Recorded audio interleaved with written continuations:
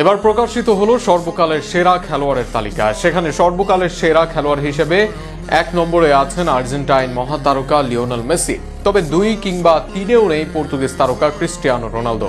পেলে এবং ম্যারাডোনাকেই রোনালদোর চেয়ে সেরা খেলোয়াড় হিসেবে ঘোষণা করেছে IFFHS। সেখানে সর্বকালের সেরা 10 জন কারা তা নিয়ে থাকছে প্রতিবেদন। লিওনেল মেসি নাকি রোনালদো, এমন প্রশ্নে একসময় জমজমাট লড়াই হলেও মেসির প্রথম আন্তর্জাতিক শিরোপা জেতার পরই তা কমতে থাকে। আর 2022 সালে বিশ্বকাপ জেতার পর তা যেন একপেশে হয়ে পড়ে 8 বারের ব্যালন ডি'অরের পক্ষে। এবার সর্বকালের সেরা খেলোয়াড়দের তালিকা প্রকাশ করেছে IFFHS, যেখানে শীর্ষস্থানে আছেন তিনি। International federation of football history and স্ট্যাটিস্টিক্সের প্রকাশিত তালিকায় মেসির দীর্ঘদিনের প্রতিদ্বন্দ্বী ক্রিস্টিয়ানো রোনালদোকে সর্বকালের চতুর্থ সেরা খেলোয়াড়ের সম্মান দিয়েছে। সেরা 5-এর শেষ নামটি ডাচ কিংবদন্তি ইয়োহান ক্রয়ফের।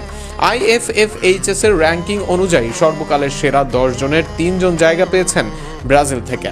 অবশ্য এক হিসেবে আর্জেন্টিনারও আছে 3 জন। IFFHS এর র্যাঙ্কিং অনুযায়ী সর্বকালের সেরা 10 ফুটবলারের প্রথম জনই আর্জেন্টাইন লিওনেল মেসি।